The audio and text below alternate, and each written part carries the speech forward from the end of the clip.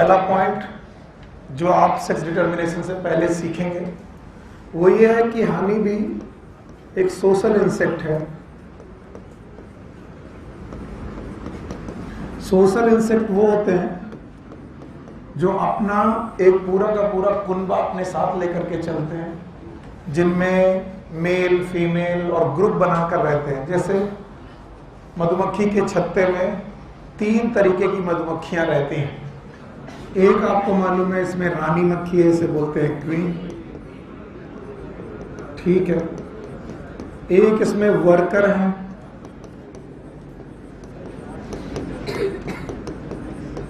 और तीसरे प्रकार के इनमें है मेल, जिन्हें हम लोग ड्रोन भी बोलते हैं।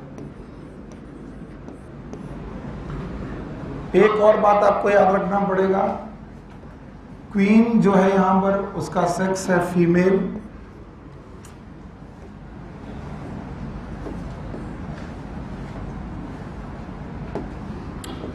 ये फीमेल है। वर्कर भी बेटा फीमेल है, और ड्रोन जो है मेल है, और आपको मालूम है ये मेल हैप्लॉइड है। वर्कर हो या क्वीन हो, दोनों के दोनों डिप्लॉइड है। ये भी 2n है और ये भी 2n है। ये इनकी प्लॉइडी आपको आनी चाहिए। तो अभी तक आपने सेक्स डिटर्मिनेशन में X क्रोमोसोम का रोल देखा और Y क्रोमोसोम का रोल देखा। हनी बी में X और Y क्रोमोसोम का रोल नहीं है सेक्स डिटर्मिनेशन में। हनी बी में सेक्स डिटर्मिनेशन में X और Y का रोल नहीं है, बल्कि एक पॉइंट है जिसे आपको याद रखना है। अगर कोई भी बंदा डिप्लॉइड है तो वो फीमेल ही होगा। Diploid is always female. और अगर कोई भी इनमें से हैप्लॉइड है, haploid is always mail.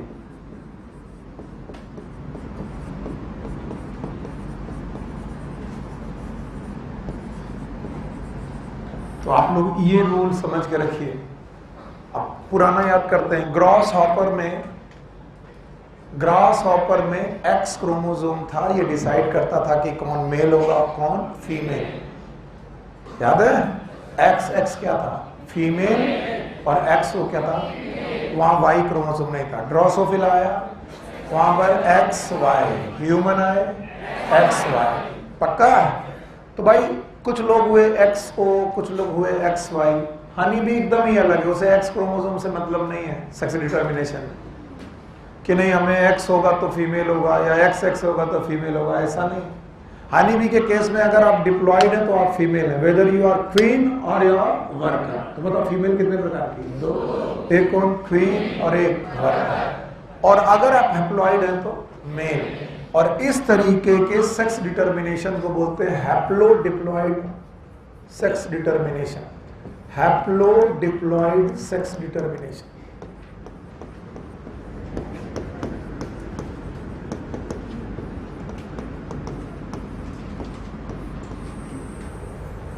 It is not XO type, not XY type.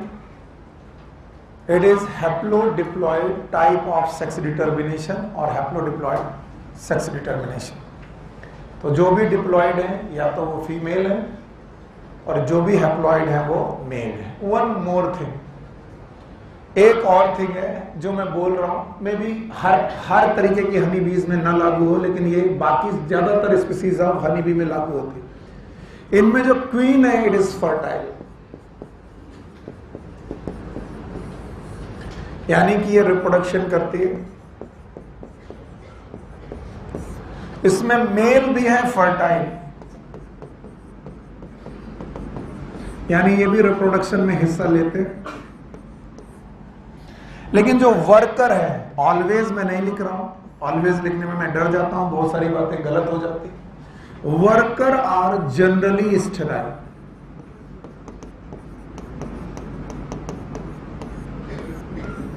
Always और जनरली। अब बताओ कौन है जो रिप्रोडक्शन में हिस्सा नहीं लेंगे? वर्कर। ऑलवेज की जनरली? जनरली। ले रहे हो अलग बात है, जनरली ये हिस्सा नहीं लेंगे। और बताइए यहां पर मेल रिप्रोडक्शन करेगा, फीमेल रिप्रोडक्शन करेगी, लेकिन दोनों फीमेल की एक, कौन सी? और इसलिए पूरी कॉलोनी, ध्यान से सुनो, पूरी कॉलोनी में जितने भी इंडिविजुअल हैं उनको पैदा करने में एक बंदे का रोल है, बोलो कौन? क्वीन। और इसीलिए पूरी कॉलोनी में क्वीन बहुत ही ज्यादा इंपॉर्टेंट हो जाती है। इसलिए ड्रोन, वर्कर सब मिलकर के किसकी रक्षा करते हैं? क्वीन। क्वीन सबकी मदर है, चाहे वो वर्कर हो चाहे वो मेल हो। तो यानी पूरे के पूरी सोसाइटी में पूरा का पूरा जो बेटा तुम्हारे हनी बी का पूरा छत्ता है, उसमें सबसे ज्यादा इंपॉर्टेंट कौन है? क्वीन। और कैसे इंपॉर्टेंट है इसको मैं आगे पढ़ाने जा रहा हूं। तो अभी फिलहाल इतना बताओ, क्या एक सोशल इंसेक्ट है? कितने प्रकार के इंडिविजुअल? तीन है ना? हाँ, तीन में से एक कौन? क्वीन, एक कौन? वर्कर, एक कौन? Male, drone. याद है? और बताओ क्वीन और वर्कर हैप्लॉइड की डिप्लॉइड? और work madam male is haploid. कैसे बने वो मैं बता दूंगा। बताइए, क्वीन जनरली फर्टाइल, जनरली नहीं always fertile reproduction, worker generally sterile, और male is haploid and fertile. तो बताओ रिप्रोडक्शन में कौन हिस्सा ले रहा? क्वीन और मेल। तो बताओ पूरी छत्ते में जितने भी इंडिविजुअल हैं उनको पैदा करने में किसका रोल? क्वीन का।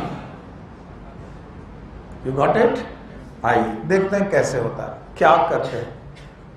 तो जो फीमेल है, क्वीन है, ये फीमेल, इसके पास डिप्लॉइड सेट ऑफ क्रोमोसोम है और उनका नंबर है 16 पेयर। और ये बड़ी आसानी से समझ में आ जाता है, 32 क्रोमोसोम। 16 पेयर का मतलब 32 पेयर ऑफ क्रोमोसोम।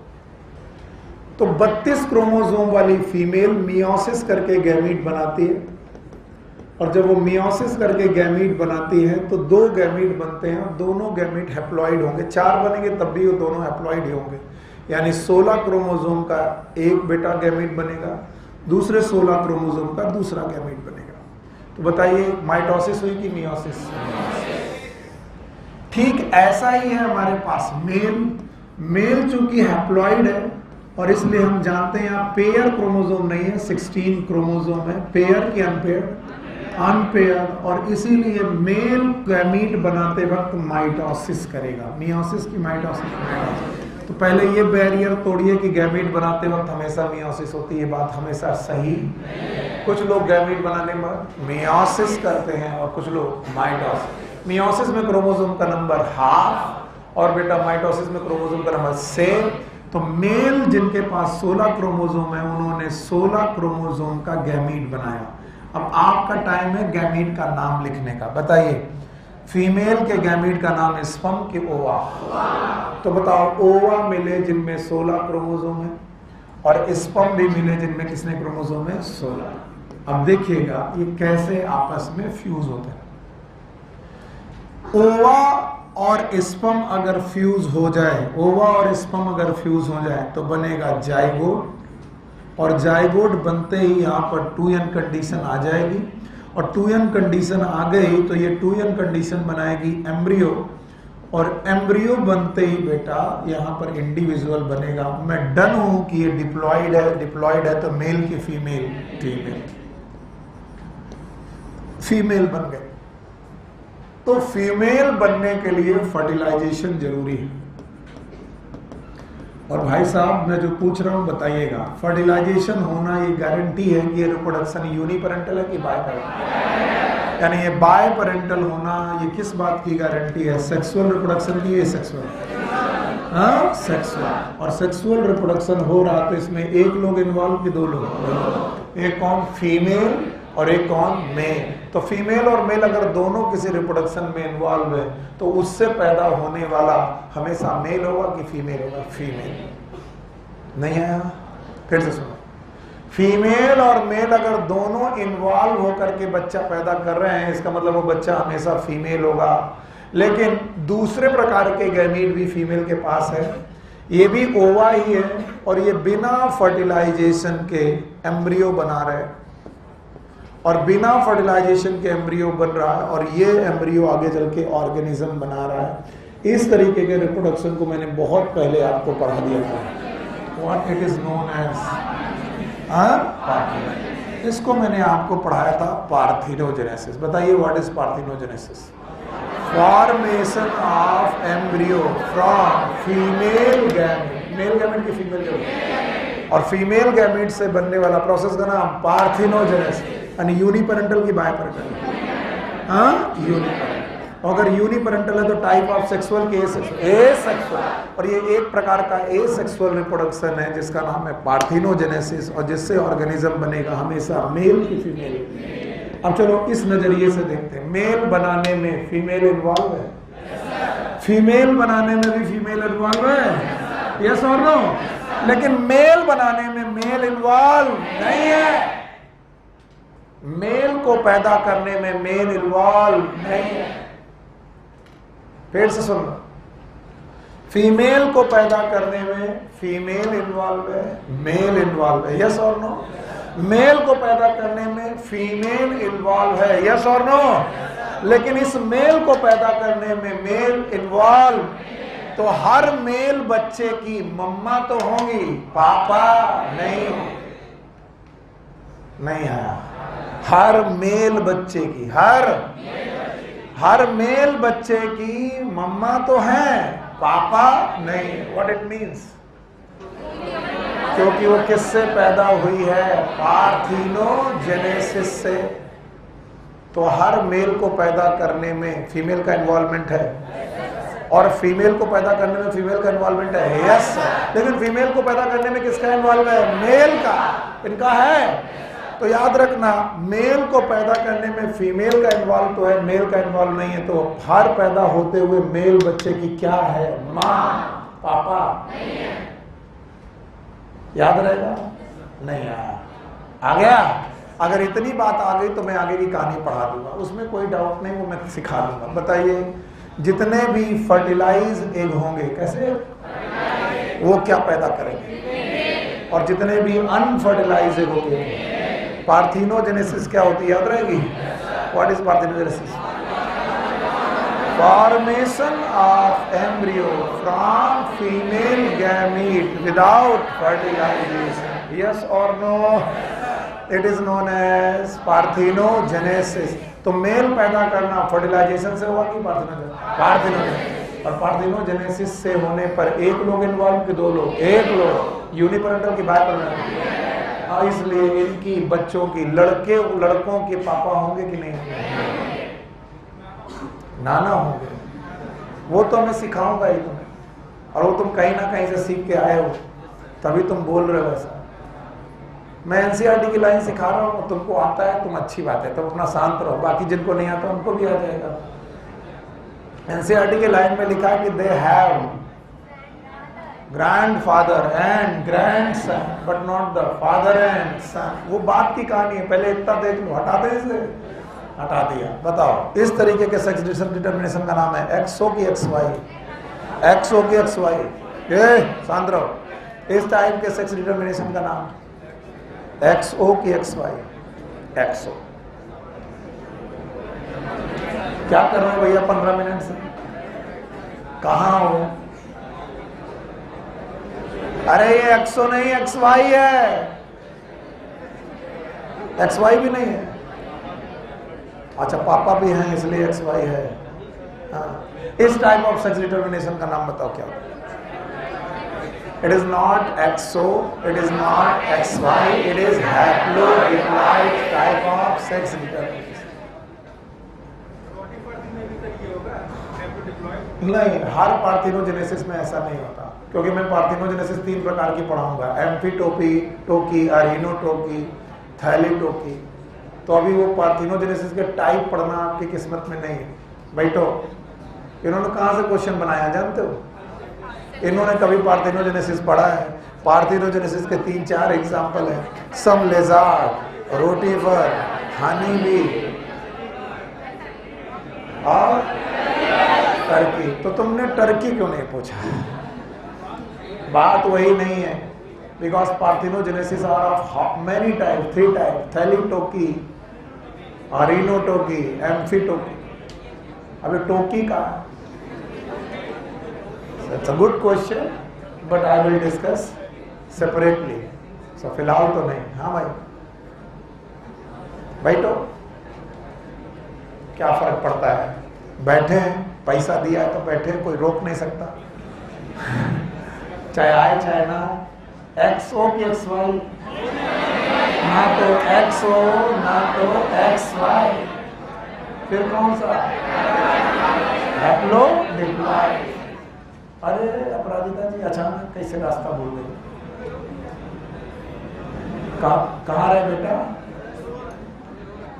तबीयत खराब थी? तबीयत से कहते अब खराब मत होना है अगस्त तक, समझाओ तबीयत को। ठीक है, फोन करके समझा देना। बैठो।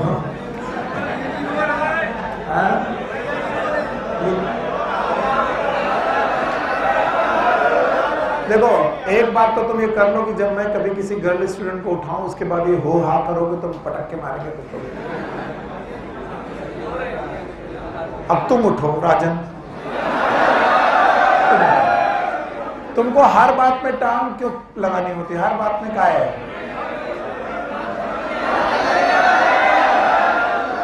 बचपन में मैंने एक मुहावरा पढ़ा, तुम पे एकदम फिक्स बैठता है, आता ना जाता चुनाव चिन्ह छाता।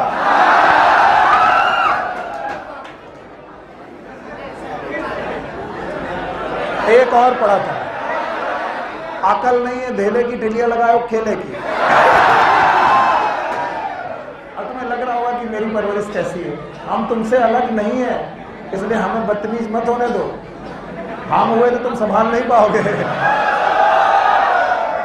बेटा ये सब कर चुके थे, तुम हो कर, इससे सिलेक्शन नहीं होता। जितने लोग ज्यादा हो करेंगे उनका सिलेक्शन उतने साल और नहीं होगा। करो हो, जाओ मैं तुम्हें श्राप देता हूं। तेरा कौन सी सर, डिस्टिल्ड की अनडिस्टिल्ड? ओके चलो आप।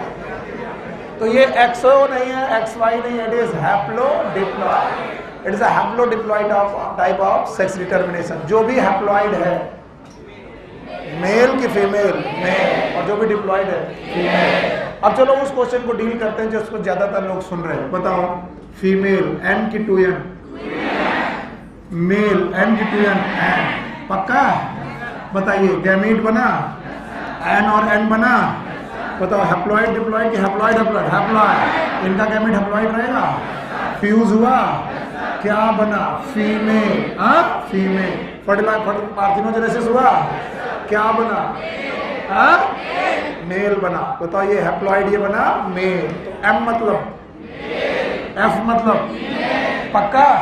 अच्छा बताओ, अब ये मेल ने गैमीट बनाया? No sir. बताइए गैमीट हैप्लॉइड के डिप्लॉइड? हैप्लॉइड। फीमेल ने गैमीट बनाया?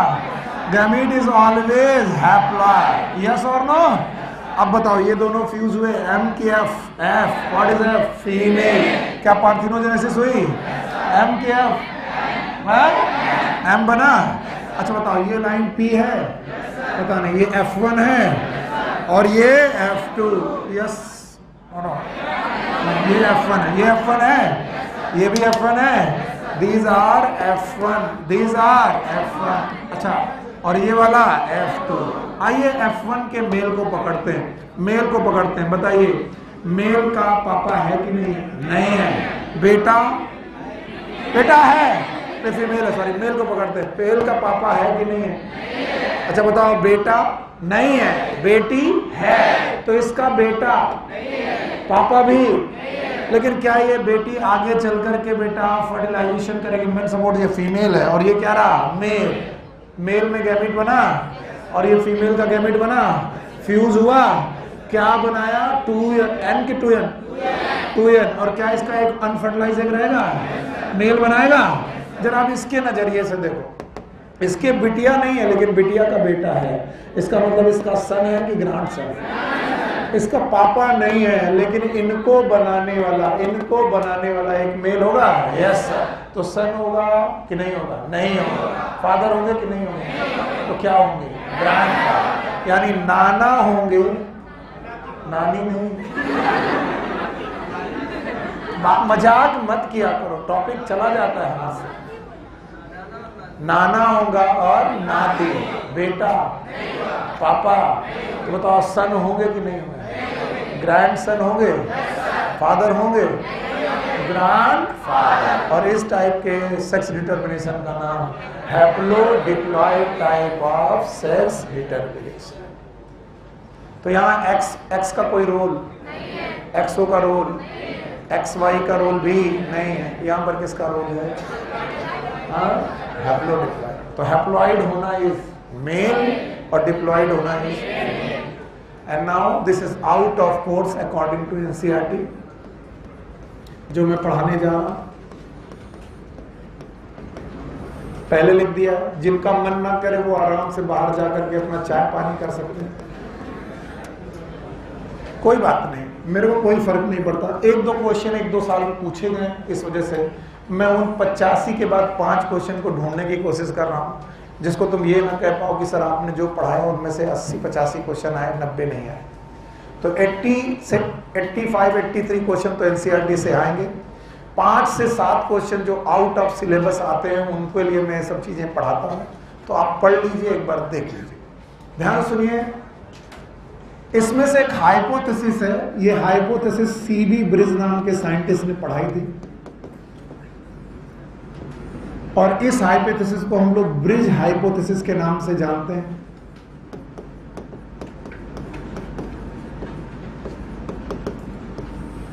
It is also known as genic balance hypothesis. Genic balance hypothesis of sex determination.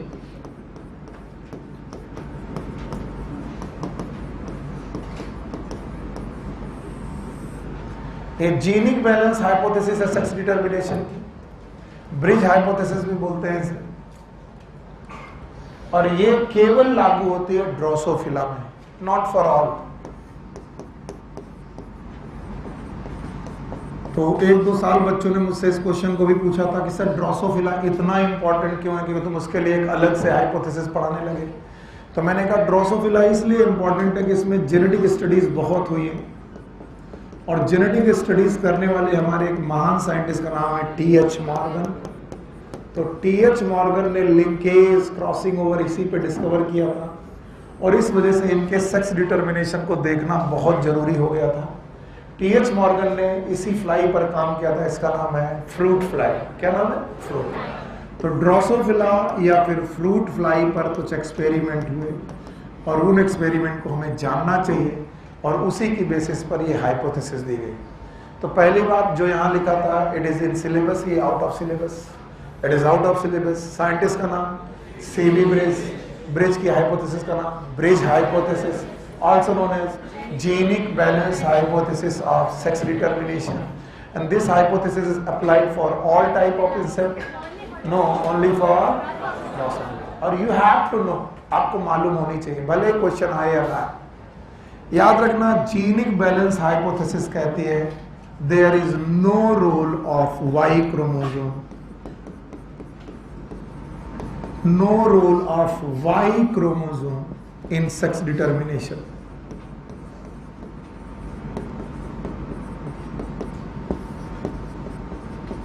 और 2-3 सालों में मैंने जब से पढ़ाई है, इसका एक ड्रॉबैक भी है, वो ड्रॉबैक मैं बोल दे रहा हूं। मैं पढ़ाता ड्रोसोफिला के लिए हूं, और बंदा क्वेश्चन जब लेके आता है तो ह्यूमन के लिए लेके आता है। मैंने ये हाइपोथेसिस ड्रोसोफिला में पढ़ाई कि ह्यूमन के लिए, तो ये ह्यूमन पे अप्लाई। तो ये बात कि वाई क्रोमोसोम का सेक्स डिटर्मिनेशन में कोई रोल नहीं, किस पे लागू होती? ह्यूमन पे भी नहीं लागू होती। ह्यूमन पे ये बात लागू नहीं होती। ह्यूमन पे वाई क्रोमोसोम का बड़ा रोल है, उसके लिए मैं सबके सामने बोल रहा हूं, ह्यूमन में वाई क्रोमोसोम का बहुत बड़ा रोल है। याद रखना, ड्रोसोफिला में वाई क्रोमोसोम का रोल नहीं है। तो फिर किसका रोल है? बोलते हैं इसमें रोल है रेशियो ऑफ X/A। X/A का रेशियो मायने रखता है। अब कई बार लोग पूछते हैं व्हाट इज X, यहां पर X is number of X chromosome. X यहाँ पर नंबर ऑफ एक्स क्रोमोसोम है, यानी क्रोमोसोम कितने प्रेजेंट है उनको काउंट करना पड़ेगा। और यहाँ पर ए का मतलब है ऑटोसोम, पर ऑटोसोम का नंबर नहीं लिखना बल्कि set of autosome.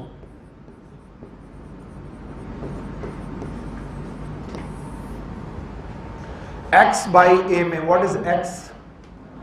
Number of X chromosome. What is A? यहां पर नंबर नहीं है, यहां पर क्या है? सेट। कई बार बच्चे पूछते हैं व्हाट इज सेट। जैसे मैं बोलूं मेरे पास 23 पेयर है क्रोमोसोम, मेरे पास, मैं ड्रोसोफिला नहीं पर फिर भी मैं क्वेश्चन पूछ रहा हूं। तो 23 पेयर में एक सेट है 23 का, दूसरा सेट है 23 का, तो बताओ n होना एक सेट है, दूसरा n होना दूसरा सेट है। So how many set I have? 2।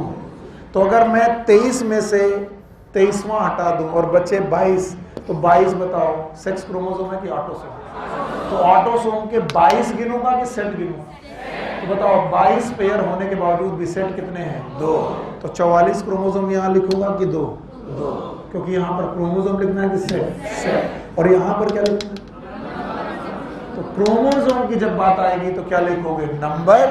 और जब ऑटोसोम की बात आएगी तो नंबर की सेट।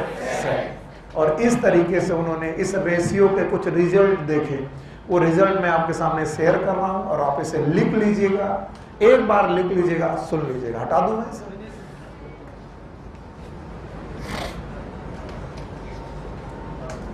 साइंटिस्ट हैं C.V. Bridges। Hypothesis is known as Bridges hypothesis, also known as genic balance hypothesis for sex determination. And this hypothesis described for Drosophila, और Drosophila में Y क्रोमोसोम का रोल नहीं बताया गया और बोला गया कि Y क्रोमोसोम का कुछ रोल नहीं है सेक्स डिटर्मिनेशन में, और बोला गया कि जो भी रोल है वो X का अकेले नहीं है, X क्रोमोसोम और ऑटोसोम के रेशियो का है। केवल X का है कि ऑटोसोम? ऑटोसोम और X। जहां पर X बाई A का रेशियो लिखते वक्त ध्यान क्या रखना है? X लिखें तो सेट ऑफ X लिखें कि बेटा नंबर, और जब A लिखें सेट ऑफ ऑटोसोम। हटा दें? Yes, thank you very much. आगे देखिए, अगर मान लीजिए कहीं पर आपको XX लिखा हुआ मिल जाए और साथ में बोला जाए कि ऑटोसोम का एक नहीं 2 सेट है, तो ये 2 सेट ऑटोसोम के साथ XX है। अगर मैं कुछ ना पढ़ाता और आपको कंफ्यूज ना करता तो बोलता ड्रोसोफिला अगर XX है तो मेल है कि फीमेल? आप क्या जवाब देते हैं? हाँ, पहले नॉर्मल चीज पढ़ो, नहीं तो एबनॉर्मल पढ़ते वक्त दिमाग होगा। अगर XX होता तो मेल की फीमेल? और अगर मैं बोलता XY, इतना तो जानते हो। अभी मैं इनको अलग से सिखाने की कोशिश कर रहा हूं। मैंने कहा कि we have the 2 set of the autosome along with XX, so you please focus upon XX। आपको मालूम है ये फीमेल है, आप प्रूव करते हैं कैसे फीमेल है। ध्यान से देखिएगा, once more it is AA that is autosome plus XX, 2X है। लिखते वक्त हम लिखेंगे 2X upon 2 set of the autosome. Value आएगी 1। जब भी X बाई A की वैल्यू 1 आए, A है फीमेल, ये फीमेल है। इस डाटा को लिख लीजिए, जब भी X बाई A की वैल्यू 1 आए, ये हमेशा फीमेल होगी। It is always female. चलिए दूसरा आपको बता रहा हूं, 2 सेट ऑफ ऑटोसोम के साथ XY है। अब ये भी आपके लिए नॉर्मल है। अब आप इसमें X का नंबर देखिए, कितना X है? 1, और ऑटोसोम के सेट 2, तो यहां पर आएगा 1/2, वैल्यू आएगी 0.5, और जब भी 0.5 वैल्यू आ जाए आप इसे मेल लिखिए, इट इज मेल। ओके। अगर कहीं पर भी 3 ऑटोसोम के सेट के साथ XY आ जाए,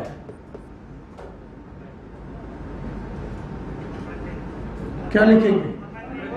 हाँ, 1/3, वैल्यू क्या आएगी? ओके, 1 मोर।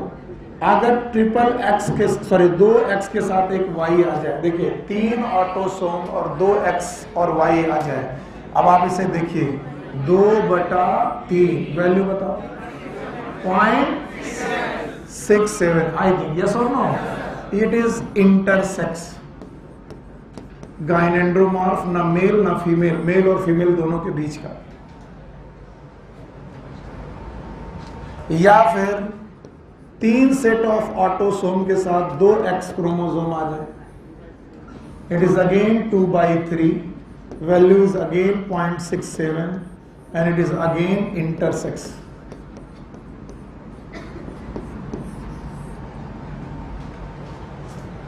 अब जो लोग बुद्धिमान होंगे वो समझ जाएंगे कि 0.5 होना मेल है और 1 होना फीमेल है। आधा वैल्यू 0.5 वैल्यू है मेल है, 1 वैल्यू है फीमेल है। बीच की सारी वैल्यू बीच के लोगों को बनाती है। जो वैल्यू बीच की है वो बीच वालों को बनाएगी। That is known as intersex. 0.67 intersex. पूछो उनसे।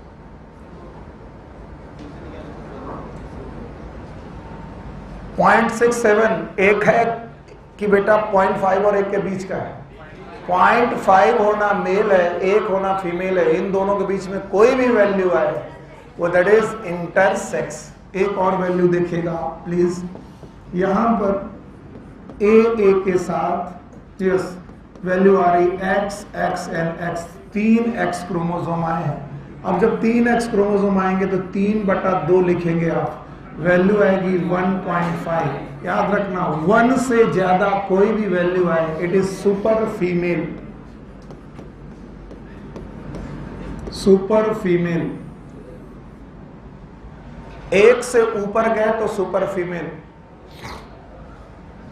और यहां पर तीसरी कंडीशन जो मैंने थोड़ी देर पहले आपके साथ डिस्कस की थी, फिर से डिस्कस कर रहा हूं। 3 ए हैं, साथ में x और y है, वैल्यू आएगी 1/3 जिसकी वैल्यू आएगी 0.33 आई थिंक यही आएगी। और अगर 0.5 से कोई भी कम चीज आ रही है इट इज सुपर मेल। अब तुम्हें याद क्या करना है, ये तुम कुछ याद नहीं कर पाओगे, आज नहीं कल भूलोगे। जो सबसे ज्यादा इंपॉर्टेंट वैल्यूज हैं ये, बस अगर ये याद करके तो कभी रट्टा नहीं मानोगे। 1 है तो फीमेल, 0.5 है तो बीच का है तो बीच का, और 0.5 से कम है तो मेल कैरेक्टर बढ़ेगा। कम होना मेल कैरेक्टर और ज्यादा होना फीमेल। तो 1 से ज्यादा गए तो सुपर फीमेल और 0.5 से कम आए तो सुपर मेल, और 0.5 और 1 के बीच में कुछ भी आया intersex. And this is your class work. करो इसे, इस क्वेश्चन का जवाब दो। क्या होगा ये पता नहीं। हाँ कैसे? 1/2 कितना आया? 0.5। अब बताओ यही ग्रॉस हॉपर होता तो भी क्या होता? मेल। और यहां पर भी क्या है? मेल। तुम्हें लगेगा एक्सोटाइप मानी जा रही है। एक्सोटाइप नहीं, क्योंकि ये मेल स्टेराइल होगा। क्या होगा? स्टेराइल। मेल होगा लेकिन क्या होगा? स्टेराइल। ये फर्टाइल स्टेराइल नहीं बताते, ये केवल मेल होना बताते हैं। 0.5 हुए तो मेल, 1 हुए तो बीच में हुए तो बीच के, 1 से ज्यादा तो सुपर फीमेल और 0.5 से कम तो super male. And this is a Bridges hypothesis described by C.B. Brace and it is also known as genic balance hypothesis। Zeeshan Ayub Khan, वहां पर बातें नहीं होनी चाहिए।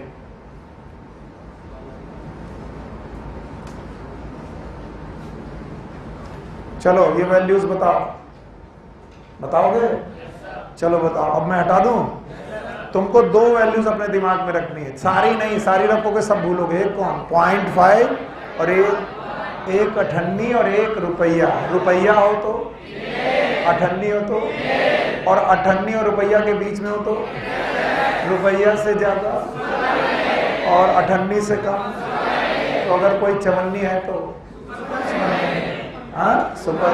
और 1.5 रुपया, 12 आना, इंटरसेक्स।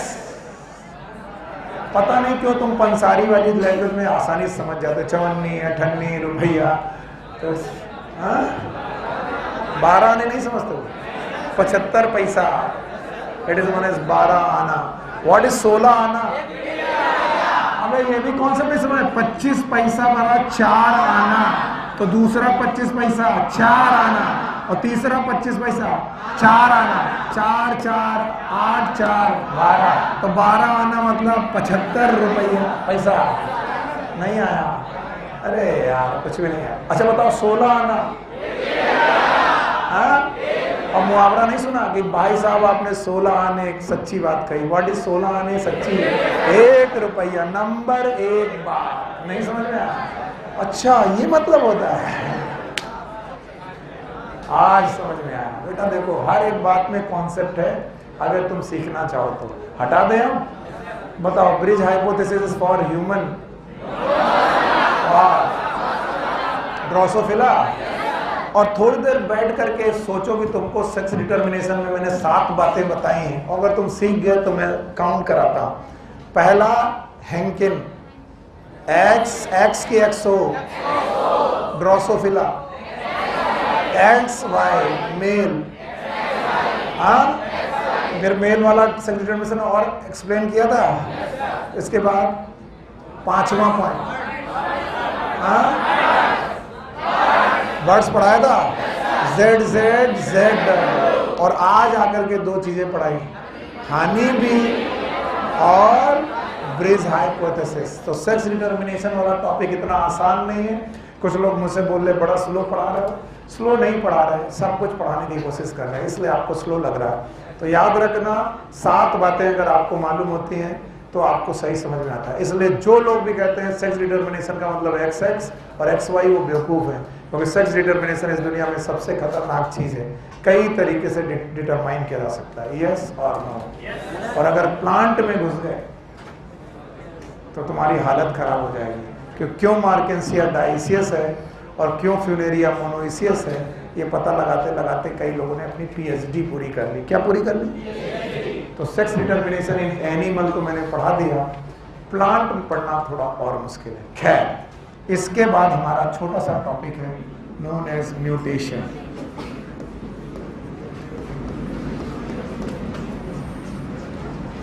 बड़ा टॉपिक है लेकिन आपको लगेगा छोटा क्योंकि बुक में छोटा लिखा है। चलिए आइए। Mutation is sudden change in genetic material, sudden change in genetic material.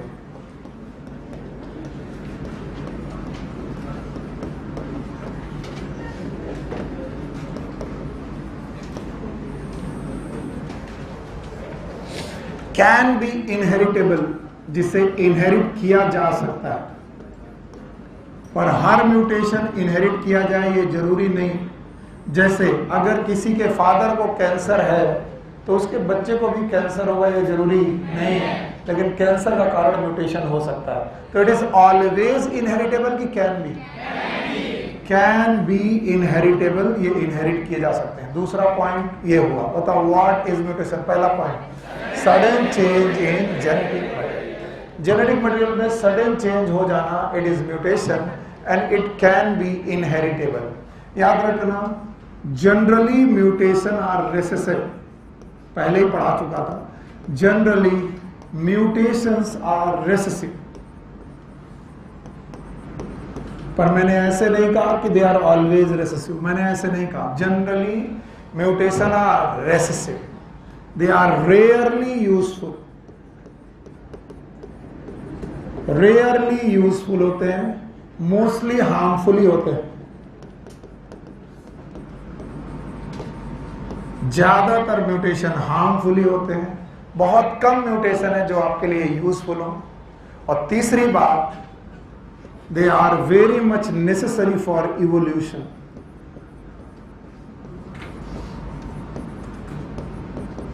अगर आप चाहते हैं कि आपकी स्पीसीज का इवोल्यूशन हो तो म्यूटेशन होने ही पड़ेंगे। अगर इवोल्यूशन नहीं हुआ, अगर बेटा म्यूटेशन नहीं हुआ तो इवोल्यूशन के चांसेस बहुत कम है, आप इवॉल्व नहीं हो पाओगे। और एक बात जो आपको याद रखनी है, म्यूटेशन आर वेरी स्लो। एक दिन में हम बंदरों से आदमी नहीं बने, मिलियंस ईयर लग गए। इसका मतलब इवोल्यूशन एक स्लो प्रोसेस है, इसलिए म्यूटेशन भी स्लो प्रोसेस है। चलिए ये sudden change in genetic material है, can be inheritable, generally mutation are recessive, rarely useful, mostly harmful, and they are very necessary for evolution. Slow, fast और slow? Slow. और एक बात जो आपको म्यूटेशन में देखनी चाहिए कि म्यूटेशन, मैंने जेनेटिक मटेरियल के बारे में बोला, और जेनेटिक मटेरियल के बारे में आज तक मैंने जो पढ़ाया है वो ये है कि भाई यूकैरियोटिक लोगों में डीएनए और हिस्टोन मिल जाते हैं। डीएनए और हिस्टोन मिलकर के एक थ्रेड लाइक स्ट्रक्चर बनाते हैं। इस थ्रेड का नाम है क्रोमैटिन। इन क्रोमैटिन में कंडेंसेशन होता है। क्या होता है? कंडेंसेशन। और कंडेंसेशन से बनता है क्रोमोसोम। फिर से बोलो, क्रोमोसोम। तो अगर मुझे म्यूटेशन कराना है तो मैं इन सारी जगह म्यूटेशन करा सकता हूं। I can mutate the chromosome, I can mutate the chromatin, and even I can mutate the structure of DNA. So mutation can be anywhere in DNA, in chromatin or in chromosome, because DNA and histone, they will unite to form chromatin, and chromatin in M phase, किस phase? M phase, become the chromosome. और अगर ये chromosome बन गया तो mutation chromosome में हो सकता है, म्यूटेशन क्रोमैटिन में हो सकता है, म्यूटेशन DNA में हो सकता है। चलिए, अब मैं ये पेज हटा रहा हूं और आपको इस पेज की सारी बातें मालूम होनी चाहिए। चलिए, म्यूटेशन इज सडन, ग्रेजुअल और सडन। अचानक होता है। Sudden change in genetic material like DNA, chromatin, chromosome. It can be inherited. Generally mutation are recessive, rarely useful, mostly necessary for. क्या ये इवोल्यूशन के लिए जरूरी है? फास्ट है कि स्लो है? अच्छा, अब मैं बता रहा हूं म्यूटेशन कहीं भी हो सकता है। कहां कहां हो सकता है? डीएनए। कहां हो सकता है? क्रोमैटिन। और कहां? तो ये कहां हो रहे हैं उस बेसिस पर म्यूटेशन दो प्रकार का। Mutation are of two type. One is known as chromosomal mutation.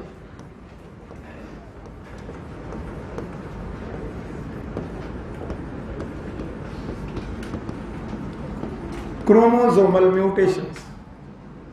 दूसरे प्रकार के mutations they are known as gene mutations.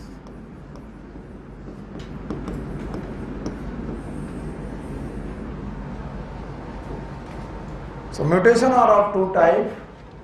One is known as chromosomal mutation, another one is known as gene mutation. So first of all, you please remind, या फिर कोशिश करिए याद करने की कि क्रोमोसोम क्या होता है। क्रोमोसोम में एक कॉन्स्ट्रिक्शन होता है, सेंट्रोमियर बोलते हैं, और इसमें बेटा अटैच स्ट्रक्चर हैं, they are known as chromatids. बोलो, क्रोमैटिड्स। तो मुझे मालूम है इट इज अ सेंट्रोमियर, और ये है chromatids.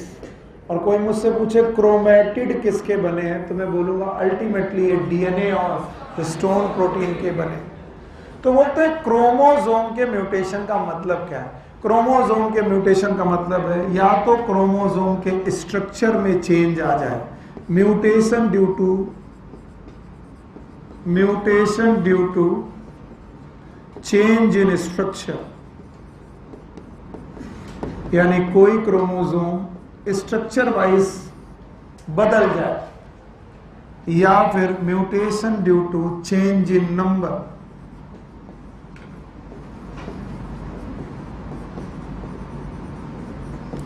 Change in number of chromosome. जैसे ह्यूमन के पास कितने क्रोमोसोम हैं? 23 पेयर। तो 23 पेयर का मतलब टोटल कितने क्रोमोसोम? 46। और 46 के बजाय आपके पास 47 क्रोमोसोम आ जाए, ये म्यूटेशन है। अगर 43 बचे, ये म्यूटेशन है। 45 बचे, म्यूटेशन है। तो बताओ 45, 43, 42 ये सेल स्ट्रक्चर की बात चल रही है कि नंबर की? नंबर। और अगर बेटा इस क्रोमोसोम में स्ट्रक्चर में कुछ बदलाव आ जाए तो it is known as mutation. तो म्यूटेशन इन क्रोमोसोम कितने प्रकार से हो सकता है? दो। एक mutation due to change in structure, और दूसरा mutation due to change in number of chromosome. Now gene mutation, everyone here? Gene mutation is the topic of next chapter. जब मैं मॉलिक्यूलर बेसिस ऑफ इनहेरिटेंस पढ़ाऊंगा तब ये फिर से mutation पढ़ाऊंगा। सो आप लोग याद रहे, म्यूटेशन में आपको 2 बार पढ़ाऊंगा, एक बार इस चैप्टर में, एक बार अगले चैप्टर में, क्योंकि जब तक आप जीन नहीं समझेंगे जीन म्यूटेशन आपको समझ पाना थोड़ा मुश्किल है। खैर, मैं बायोमॉलिक्यूल आपको पढ़ाया हूं, उस नॉलेज के हिसाब से मैं आपसे कुछ क्वेश्चन पूछ रहा हूं, आप जवाब देंगे? चलिए जवाब दीजिए। क्या आपको डीएनए का डबल हेलिकल मॉडल याद है? You know that the DNA have the single helical की double helical? Double helical, 2 strand है सर, 2 स्ट्रैंड में ए के सामने हमेशा टी, भूल गए आप, याद है? एडेनिन हमेशा किससे पेयर करेगा? थायमिन। गुआनिन हमेशा, साइटोसिन हमेशा, थायमिन हमेशा, एडेनिन हमेशा, थायमिन। आज बिना वो चैप्टर पढ़ाए मैं छोटी सी जानकारी आपको दे रहा हूं। कोई पूछे व्हाट इज जीन, तो बोलना gene is a sequence of nitrogen base. मेरे साथ बोलो, sequence of nitrogen base upon DNA. DNA में नाइट्रोजन बेस का जो सीक्वेंस होता है उसे जीन बोलते हैं। तो बताओ, एटीजीसी होना ये एक जीन होना है, टीसीए जीए होना ये होना एक जीन होना है। तो कोई पूछे व्हाट इज जीन, बता पाओगे? What is gene? It is a sequence of nitrogen base upon DNA. तो भाई थोड़ी आइडिया ले लो, क्योंकि थोड़ी बातें यहां लिखी। अब बोलते हैं एक नाइट्रोजन बेस को तुमने चेंज कर दिया, तो बताओ पूरा नाइट्रोजन बेस चेंज हुआ कि पॉइंट?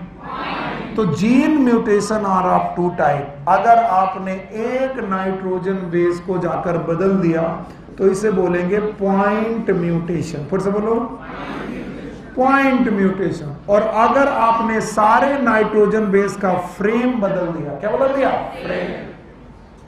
फ्रेम का मतलब है यहां पर एक नाइट्रोजन बेस बदला कि सारे? सारे।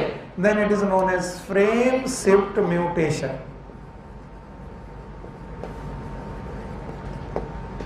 अब वो क्या है उसका टोटल मैं डिस्क्रिप्शन अगले चैप्टर में पढ़ाऊंगा। अभी तो पढ़ा पाना मुश्किल है, क्योंकि अभी जीन ही आपको सही ढंग से मालूम नहीं है। तो बताओ जीन म्यूटेशन कितने प्रकार के? 2। एक कौन? पॉइंट म्यूटेशन, दूसरे कौन? फ्रेम से। पहले बताओ व्हाट इज जीन?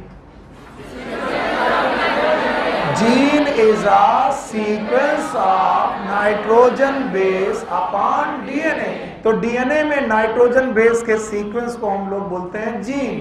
अब बेटा किसी एक नाइट्रोजन बेस को तुमने चेंज कर दिया तो पूरा जीन चेंज हुआ कि उसका पॉइंट? उसका पॉइंट चेंज हुआ था, पॉइंट म्यूटेशन। और अगर पूरे जीन के नाइट्रोजन बेस का सीक्वेंस बदल दिया तो एक चेंज हुआ कि पूरा frame? And that is known as frame shift mutation. Point mutation के एग्जाम्पल है सिकल सेल अनीमिया। ये इसी जगह पर लिखा हुआ मिलेगा तो आपको आना चाहिए। It is known as sickle cell anaemia. और फ्रेम शिफ्ट म्यूटेशन का एग्जाम्पल है थैलेसीमिया, जो मैं अभी आपको थोड़ी देर बाद पढ़ाऊंगा। तो one is known as sickle cell anaemia, another one is known as thalassaemia. So gene mutation इस चैप्टर का टॉपिक नहीं है, तो फिर इस चैप्टर के टॉपिक में क्या क्या है? It is chromosomal mutation. So I am going to give you detail of the chromosomal mutation. Okay okay, that guy with the cap, इसे खड़ा करो, खड़े। कैप के साथ तुम ही हो बेटा, ब्लैक कैप, यस, खड़े हो।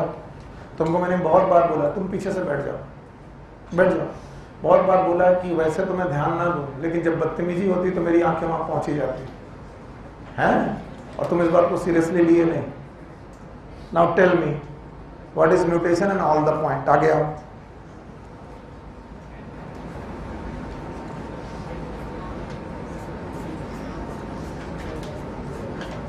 म्यूटेशन के जितने पॉइंट और जितने टाइप मैंने पढ़ाए हैं सब बताओ।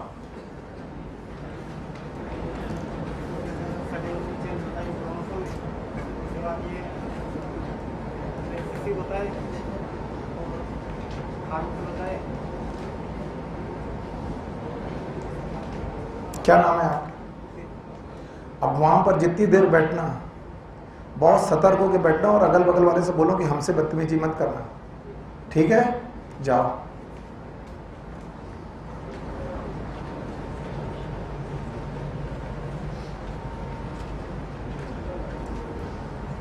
हाँ भाई चलो। म्यूटेशन कितने टाइप का? दोनों याद रहेगा? पहला कौन? दूसरा क्रोमोसोम। क्रोमोसोम म्यूटेशन है, जीन म्यूटेशन है। बताओ जीन म्यूटेशन कितने प्रकार के? दो। जीन म्यूटेशन समझने के लिए डेफिनेशन आनी चाहिए। जीन की आती है? It is a sequence of nucleotide based on point हो सकता है, फ्रेम हो सकता है। पॉइंट म्यूटेशन का नाम sickle cell, frame cell mutation का थैलेसीमिया। क्या यहाँ बेटा म्यूटेशन क्रोमोसोम से हो सकता है? क्रोमोसोम के म्यूटेशन कितने प्रकार के? दो। Change in structure and change in. So I am going to deal with the chromosomal mutation in detail. और इसमें से एक क्वेश्चन 3 साल पहले पूछा गया, तो आपको लगेगा भले कि एक्स्ट्रा पढ़ाया जा रहा, लेकिन 3 साल पहले ये नीट में आया हुआ क्वेश्चन है, इसलिए बहुत अवेयर रहना। क्रोमोसोमल म्यूटेशन में चेंज इन स्ट्रक्चर, और इनकी लाइनें एनसीईआरटी में लिखी हुई हैं, इसलिए अंडरलाइन कर लेना। स्ट्रक्चर बदलेगा तो क्या क्या बदल सकता है? देखिए क्या बदल सकता है। स्ट्रक्चर बदलते वक्त एक क्रोमेटिड का आर्म छोटा हो सकता है। छोटा होने का मतलब आर्म टूट गई, टूट जाना it is known as deletion. Delete हो जाना it is known as deletion. यूं भी हो सकता है कि क्रोमोसोम नॉर्मल था और उस नॉर्मल क्रोमोसोम में किसी दूसरे क्रोमोसोम का या खुद के क्रोमोसोम का एक पार्ट आकर ऐड हो गया, it is known as addition.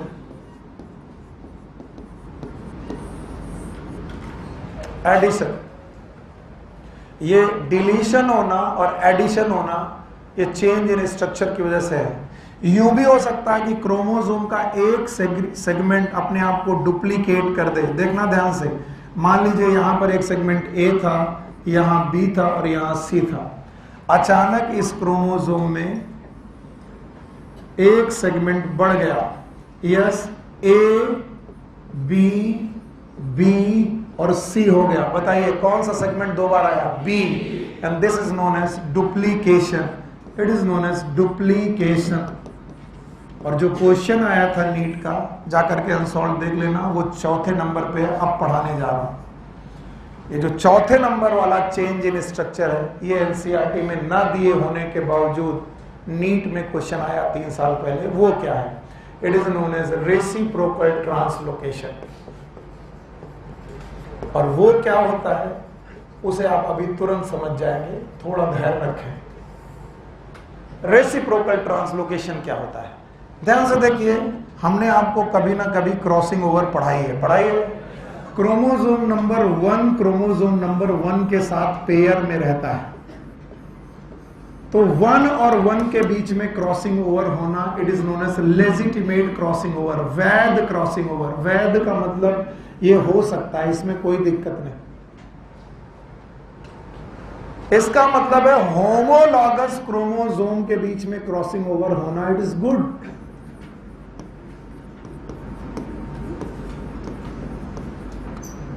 Crossing over होना इट्स नॉट बैड, ये तो कोई बात नहीं, ये तो होता ही रहता है, ये तो म्यूटेशन नहीं कहलाता।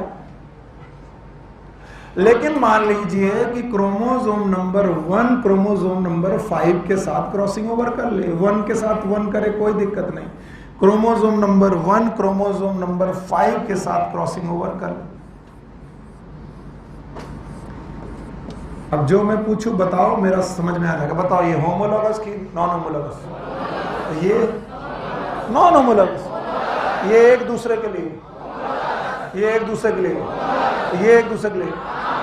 अगर ये दोनों आपस में क्रॉसिंग ओवर कर ले, बताओ ये लेजिटिमेट की illegitimate? Illegitimate, it is known as अवैध क्रॉसिंग ओवर। इललेजिटिमेट का मतलब होता है अवैध। ये क्रॉसिंग ओवर ठीक नहीं है।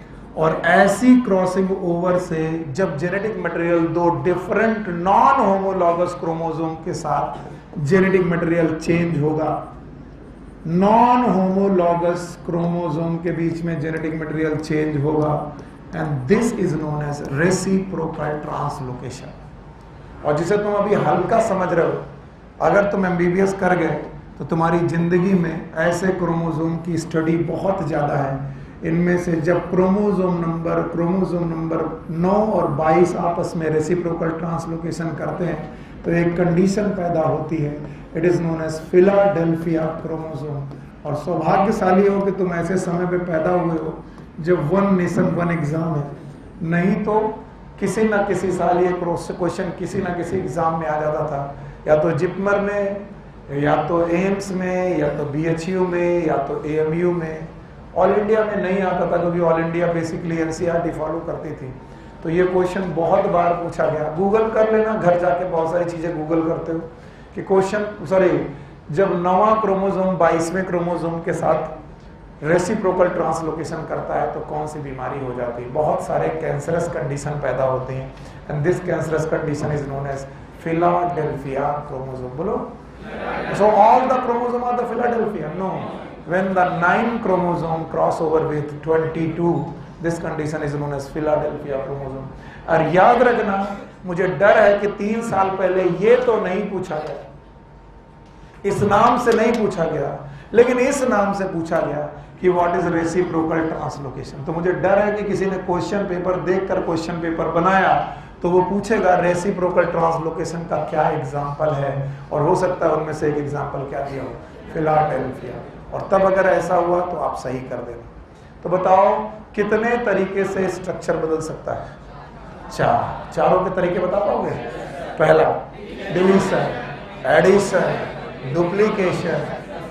और अपनी NCERT में देखो कितने तरीके से लिखा है, लिखा होगा डिलीशन और इंसर्शन, लिखा है। तो इंसर्शन 2 प्रकार का हो सकता है, एक कौन सा? एडिशन, और एक डुप्लीकेशन। तो अंडरलाइन कर लो, ये पूरा आउट ऑफ द कोर्स नहीं है।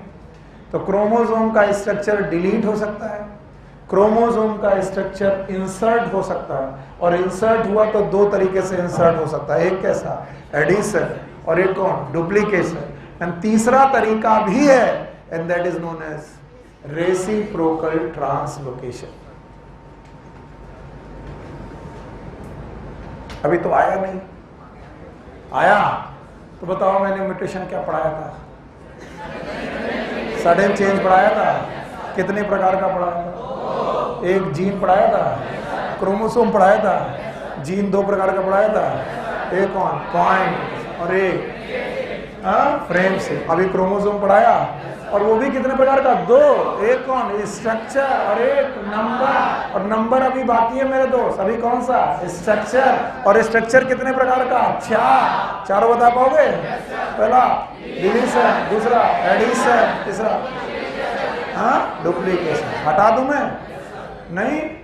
तो जल्दी जल्दी लिखो, जो कुछ लिखना है जल्दी से लिखो। तो बताओ स्ट्रक्चर ऑफ क्रोमोसोम कितने तरीके से बदल सकता है? 4। चारों के नाम?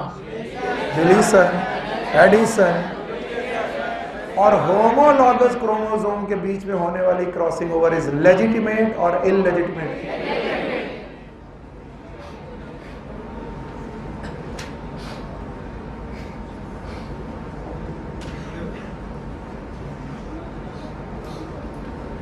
खड़े हो,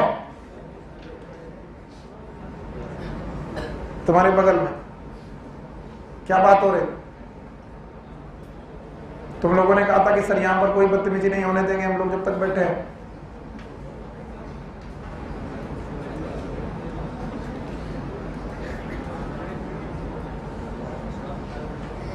जो नहीं बदल सकता वो नहीं बदल सकता, चाहे कुछ भी कहो। बैठ जाओ भाई। आइए, क्रोमोसोमल म्यूटेशन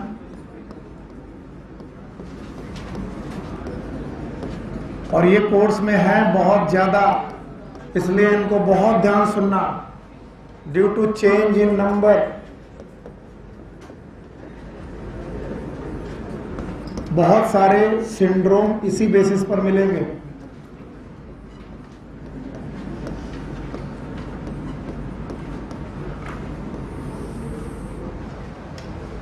और ये 2 प्रकार के म्यूटेशन है।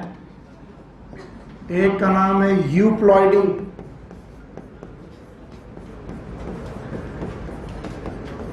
ऑल्सो नोन एज पॉलीप्लॉइडी,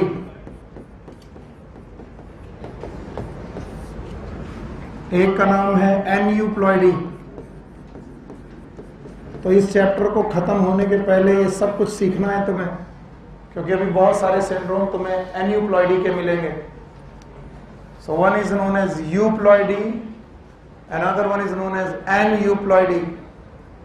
तो ये तो एबनॉर्मल चीजें हैं, पहले नॉर्मल चीजें समझो तो एबनॉर्मल चीजें अपने आप समझ में आ जाएंगी। हम सब अपने आप को अगर देखें तो हमारे पास 23 पेयर क्रोमोसोम है। 23 पेयर होना क्या है इसको पहले सीखें। 23 पेयर होने का मतलब है 23 क्रोमोसोम के 2 सेट, और जो हैप्लॉइड सेट है, एक सेट है, उसी को बोलते हैं जीनोम। तो पहले बताओ व्हाट इज जीनोम। 46 क्रोमोसोम होना जीनोम है कि 23? तो haploid cell of the chromosome it is known as genome. और जब जीनोम नहीं जानोगे तो ह्यूमन जीनोम प्रोजेक्ट कैसे जानोगे? What is genome? Haploid set of chromosome.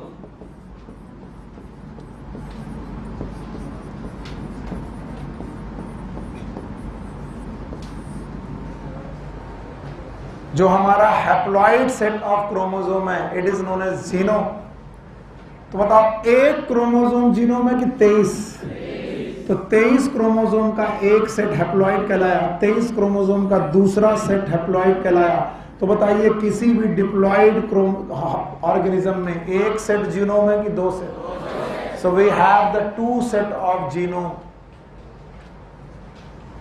पर ये 2 सेट ऑफ जीनोम कैसे बना, जरा इसकी फीलिंग लीजिए।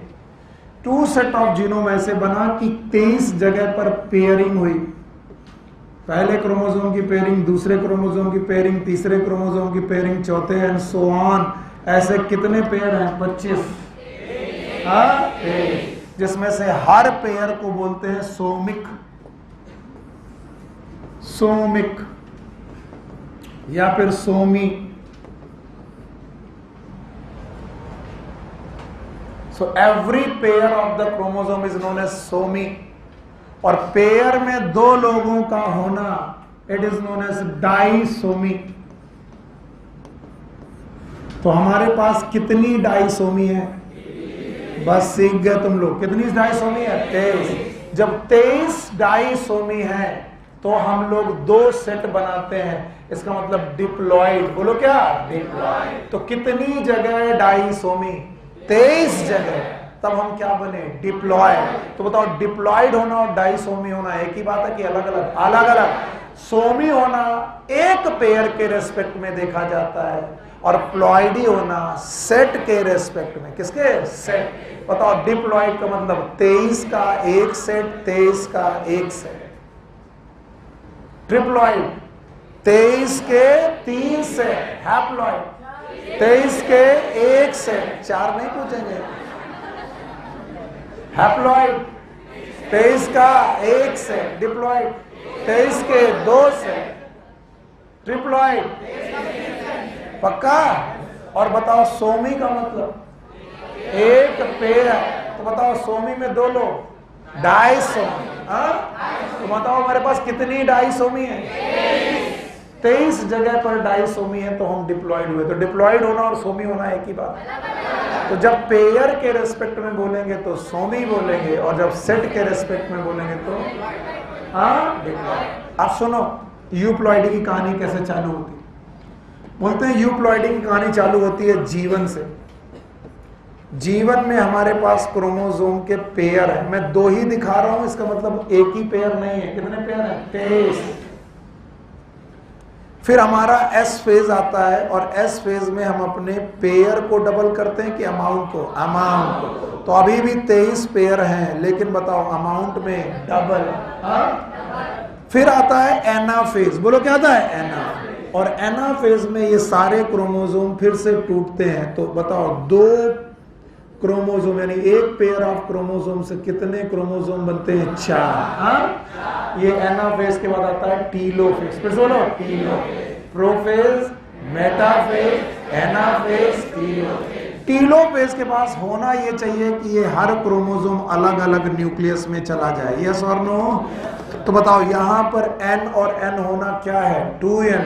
यहाँ पर भी 2n, पर जो यहाँ पर क्या है n n n, और होना ये चाहिए कि एक साथ 4 सेल बन जानी चाहिए। माइटोसिस की मियोसिस, मियोसिस क्या बन जानी चाहिए? 4 सेल, और हर सेल में क्रोमोसोम आधे चले जाने चाहिए। पर 4 सेल बनना इज नोन एज साइटोकाइनेसिस। बोलो क्या? तो बताओ पहले क्या हो गई? कैरियोकाइनेसिस। फिर क्या होगी? पर कैरियोकाइनेसिस में आप टीलोफेज में गए। कहां गए? टीलो।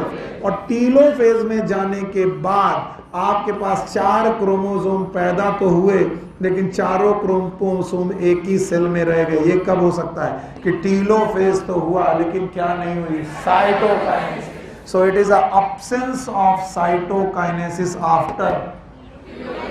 ये तक एनसीईआरटी ने लिखा है, घर जाके अंडरलाइन करना। It is a absence of cytokinesis. फिर से बोलो, अब्सेंस ऑफ साइटोकाइनेसिस। अब्सेंस मतलब negative. After telophase will give you n n n n। कितने n? 4 है। तो बताओ हैप्लॉइड हुए, डिप्लॉइड हुए कि टेट्राप्लॉइड? टेट्राप्लॉइड। तो बताओ टेट्राप्लॉइड जब हुए आप, तो आपके क्रोमोसोम पेयर में बढ़े कि सेट में? सेट में। आप कहते थे 2n और आप हो कैसे गए? 4n। तो क्या बढ़ा? क्रोमोसोम। और क्रोमोसोम का नंबर 1 2 बढ़ा कि सेट बढ़ा? तो सेट ऑफ क्रोमोसोम का बढ़ जाना, it is euploidy. It is increase और change. It is change in set of chromosome. Chromosome के सेट का चेंज हो जाना, it is known as euploidy. And this euploidy is also known as polyploidy. क्या बोलते हैं इसे? Polyploidy. This is also known as polyploidy. Shweta, plant breeding में कहां यूज किया था?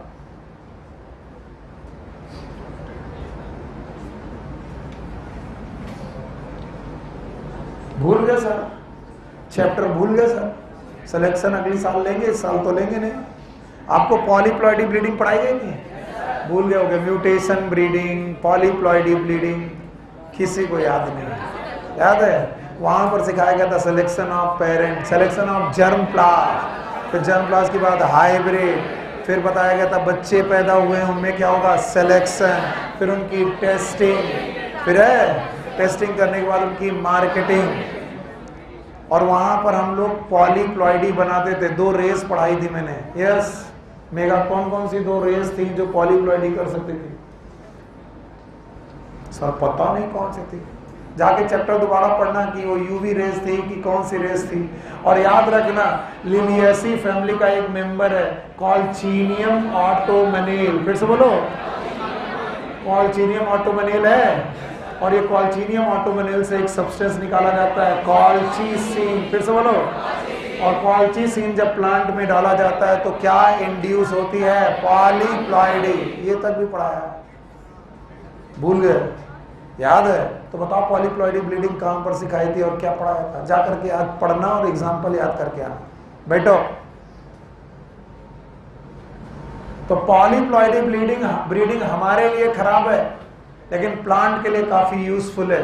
तो what is polyploidy? It is a change in number of chromosome in a pair और in a set. Set of chromosome का बदल जाना, it is known as euploidy, also known as polyploidy. तो बताओ n होना हैप्लॉइड, n होना 2n होना 3n होना ट्रिप्लॉइड, 4n होना टेट्राप्लॉइड, 5n होना पेंटाप्लॉइड। तो अगर सेट ऑफ क्रोमोसोम में नंबर ऑफ क्रोमोसोम बढ़ रहे हैं, इट इज म्यूटेशन। बोलो क्या? और जाकर के दोबारा चैप्टर रिवाइज करो। और मैंने पढ़ाया था म्यूटेशनल ब्रीडिंग में पॉलीप्लॉइडी ब्लीडिंग होती है, और ये म्यूटेशंस हम लोग करवा सकते हैं कॉल्चीसिन से, यूवी रेज से। कौन कौन सी रेज मैंने पढ़ाई थी वो याद करके आप। सर बिल्कुल हवा नहीं है कि अभी कभी आपने पढ़ाया था। चैप्टर का नाम है strategies in the improvement of plant and food production. याद है? Yes sir. चलो, what is euploidy? Chromosome number किसमें? पेयर में कि सेट में? सेट में। सेट में। अभी एन्यूप्लॉइडी बाकी है मेरे दोस्त। तो अगर तुम अलाउ करो तो मैं इसे हटाऊं। बताओ चेंज इन क्रोमोसोम नंबर कितने प्रकार का? 2। एक कौन? यूप्लॉइड, दूसरा एन्यूप्लॉइड। यूप्लॉइडी में एक दो कि सेट? आइए एन्यूप्लॉइडी देखते हैं, और इस पे सबसे ज्यादा ध्यान देना, क्योंकि यही है जो सिंड्रोम पैदा करेगा। It will produce the syndrome, और कम से कम 3 सिंड्रोम तो आपके कोर्स में है। एडवर्ड, डाउन, क्लाइनेफिल्टर, टर्नर, मतलब भाड़ में जाए, हमको कौन सा पढ़ना है कि नहीं? चलो बताओ एन्यूप्लॉइडी। अब सुनो बच्चे मेरे इधर, मान लीजिए आपके पास डिप्लॉयड कंडीशन है, ये रही वो डिप्लॉयड कंडीशन 23 जगह है। मैं 4 जगह दिखा सकता हूं, मेरे पास जगह नहीं है और मैं उतना अच्छा ड्राइंग नहीं कर पाता। और ये भी बेटा 23 जगह पर क्रोमोसोम, ये मेल है और ये फीमेल है। मेल और फीमेल अपने गैमीट बना रहे हैं।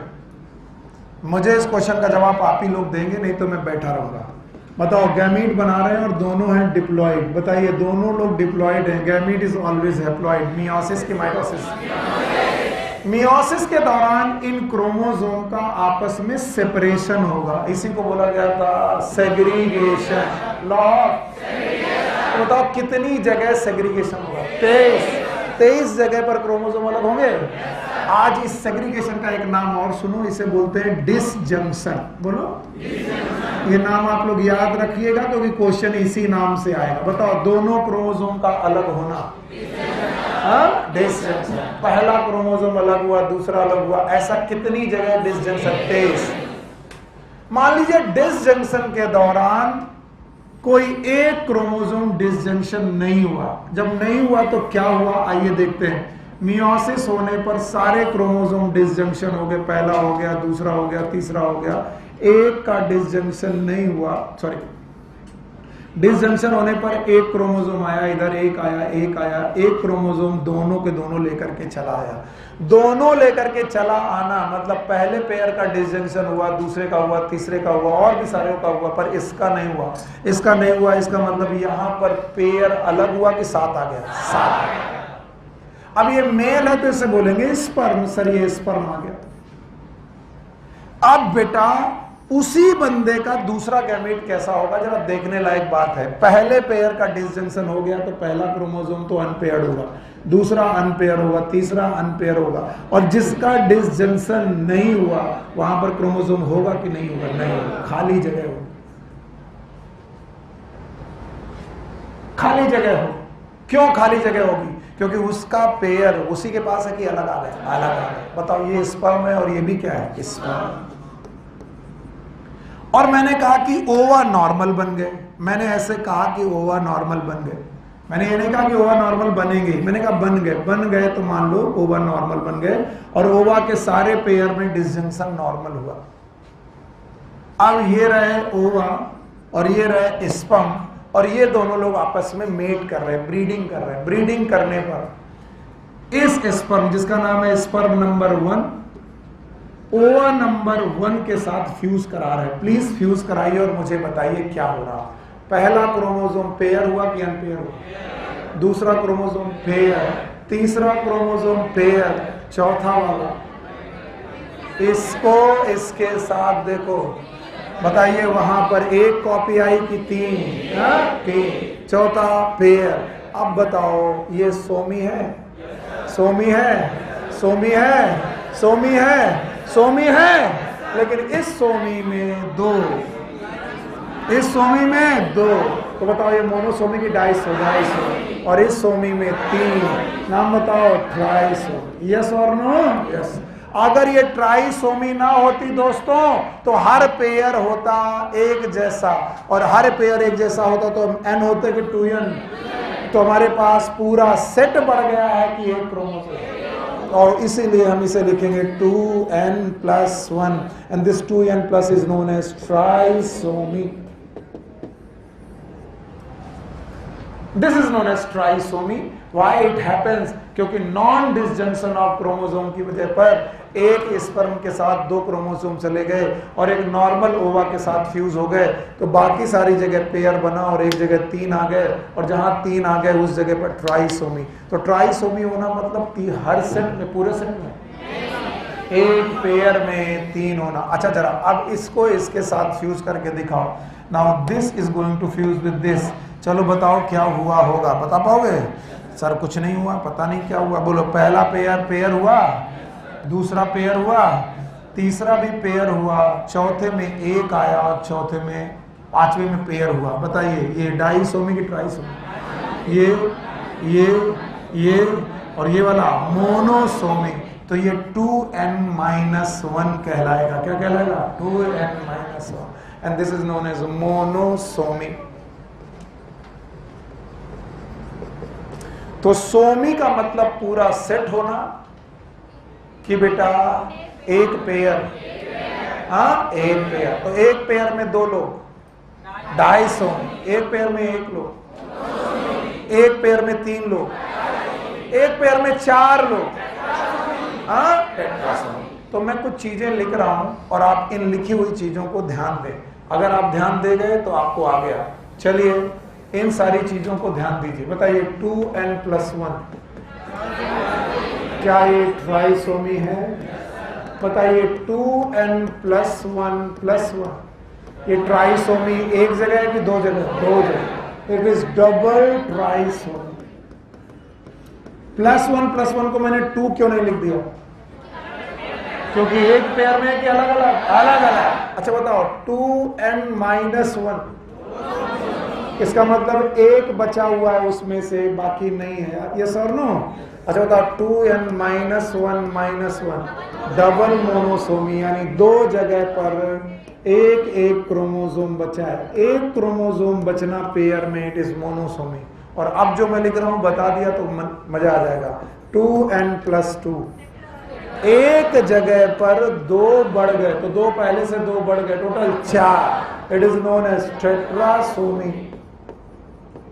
और सर 2n-2 इसका मतलब एक जगह से दोनों गायब हो गए। गायब होना मतलब नल, नल मतलब 0 and it is known as nullisomy. It is known as नलीसोमी।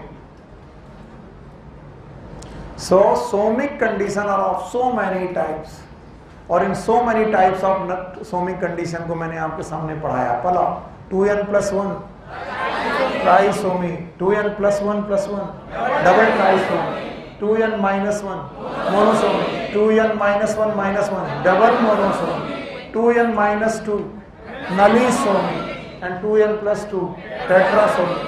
और वो चीज जो तुम चाहते मैं वो नहीं बोलूंगा, इसलिए तुम हमारे बोलने पर ध्यान दो। 2n-1-1 2n+1+1 2n-2 2n-2 का मतलब है एक पोजीशन के दोनों क्रोमोसोम रहेगी गायब, गायब, दोनों गायब। 2n-2 तो 1 position is known as 2n-2। अब हटा रहा हूं मैं इसे, हटा दें। अब इन बेटा कंडीशन से जुड़ी हुई कंडीशन, पहली condition Patau syndrome, it is known as पटाउस syndrome. और जब मैं ये लिखता हूं तो लिखता हूं इट इज 2n+1। अच्छा बताओ 2n+1 इज ट्राइसोमी। लेकिन अभी भी आपको नहीं मालूम कि ये ट्राइसोमी हुई कहां है, इसलिए आपको इस +1 के आगे लगाना पड़ेगा 13th क्रोमोसोम। 13वें क्रोमोसोम की ट्राइसोमी कहलाती है पटाउस सिंड्रोम। और इसमें जब बच्चा पैदा होता है तो सर की जो क्रेनियम होती है वो रप्चर हो सकती है, क्लेफ्ट पैलेट हो सकता है, तालू कटा हो सकता है, जीभ कटी हो सकती है। These are known as पटाउस syndrome. मर जाते हैं बच्चे बहुत जल्दी, एनेंसेफेली बोलते हैं कई बार, ब्रेन ही नहीं होता या फिर हेड ही नहीं होता, पटाउस सिंड्रोम। या फिर पैदा होते तो ब्रेन बहुत कम डेवलप होता और ब्रेन बॉक्स नहीं होता। अभी मैं फिर से 2n+ लिखने जा रहा हूं, लेकिन इस बार लिख रहा हूं एडवर्ड सिंड्रोम, एडवर्ड सिंड्रोम।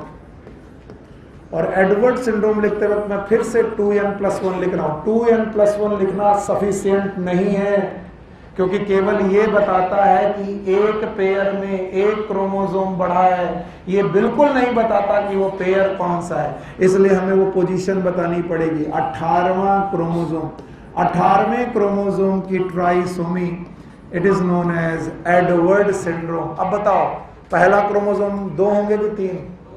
दूसरा, तीसरा, चौथा 18वां 3, 19वां 2, बाकी सब 18वां 3 और यहां पर 13वां 3। अब आओ down syndrome, it is in your course. जो मैं ब्लू कलर से लिख रहा हूं ये आपके कोर्स में डाउन सिंड्रोम। फिर से मैं 2n+1 ही लिखूंगा। आप कहोगे सब 2n+1 है तो अलग कैसे हैं? अलग है इनकी पोजीशन में। इट इज 21st क्रोमोसोम, 21, यानी बाकी क्रोमोसोम एक जैसे हैं और 21वां क्रोमोसोम इसमें ट्राइसोमी हो गया। Now the Klinefelter syndrome,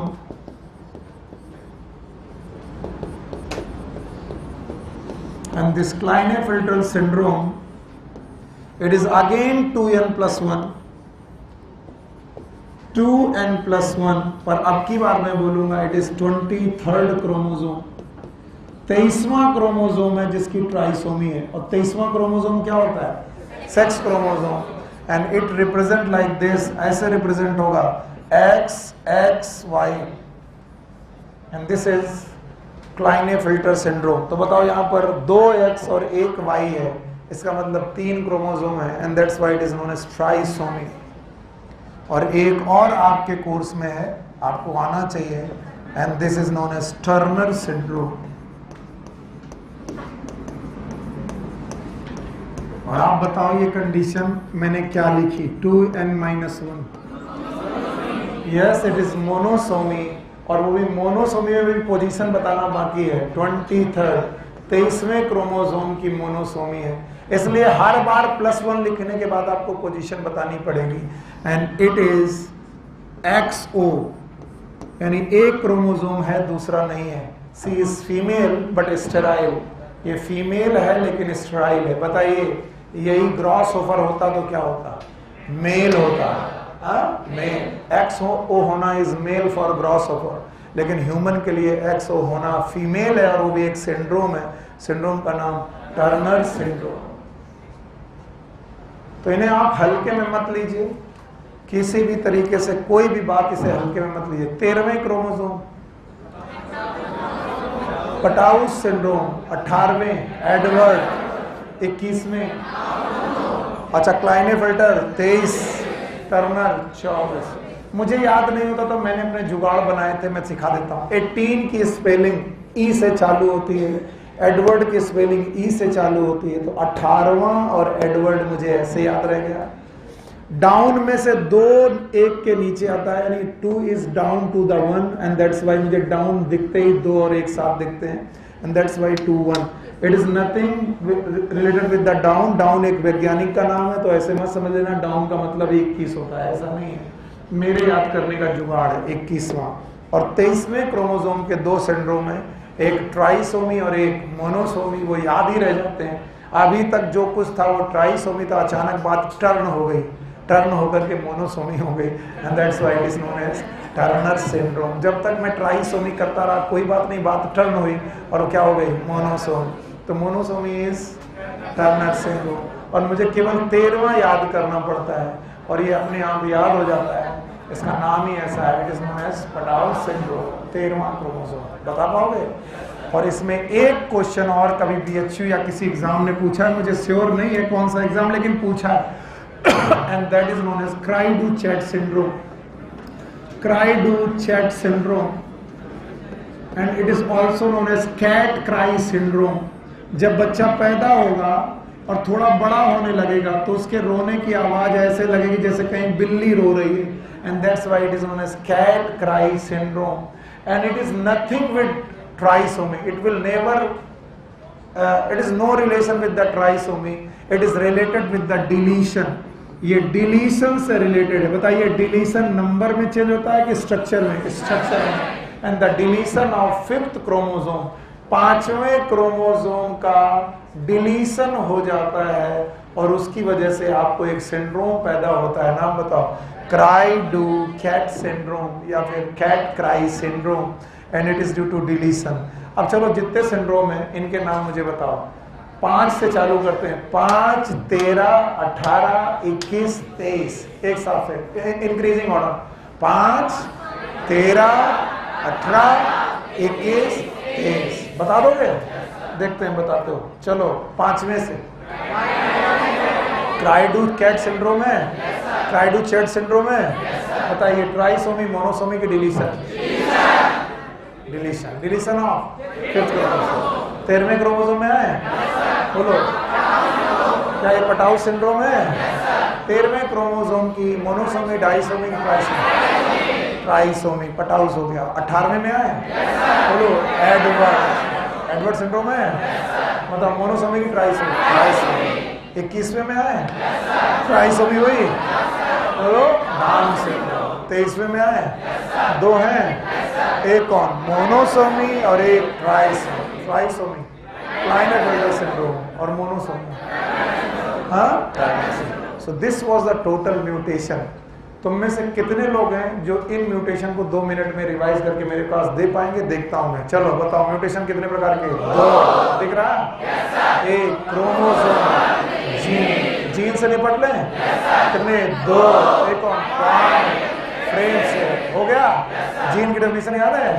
it is a sequence of nitrogen base upon DNA. Chromosomal mutation में है, 2 प्रकार का है। एक कौन? स्ट्रक्चर और स्ट्रक्चर कितने प्रकार के? 4। डिलीशन, एडिशन, डुप्लीकेशन है, रेसिप्रोकल ट्रांसलोकेशन। फिलाडेल्फिया याद है? रेसिप्रोकल ट्रांसलोकेशन है। आगे आओ। नंबर कितने प्रकार का? 2। Euploidy, aneuploidy. यूप्लॉइडी का नाम पॉलीप्लॉइड, याद है? यूप्लॉइडी में सेट चेंज होगा कि pair? Set. N, 2N, 3N, 4N होना, इट इज यूप्लॉइडी। यूप्लॉइडी में क्या हो जाएगा और क्या नहीं होगा? टीलोफेज होगा और साइटोकाइनेसिस नहीं होगा। पक्का? फिर आए एन्यूप्लॉइड, बोलो एन्यूप्लॉइड। यहाँ पर सेट है कि पेयर?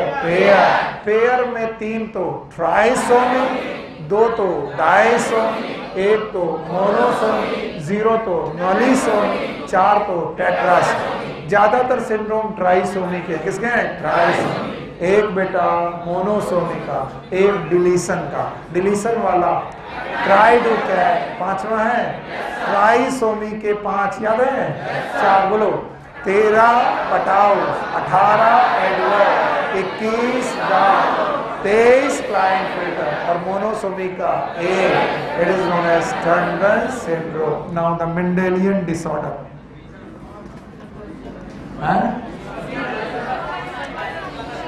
सीड्स लाओ। चलो भाई सीड पढ़ लो।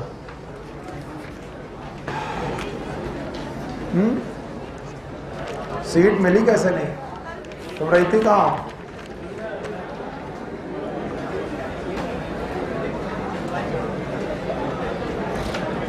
ओके बेटा इसे ऑफ कर दो।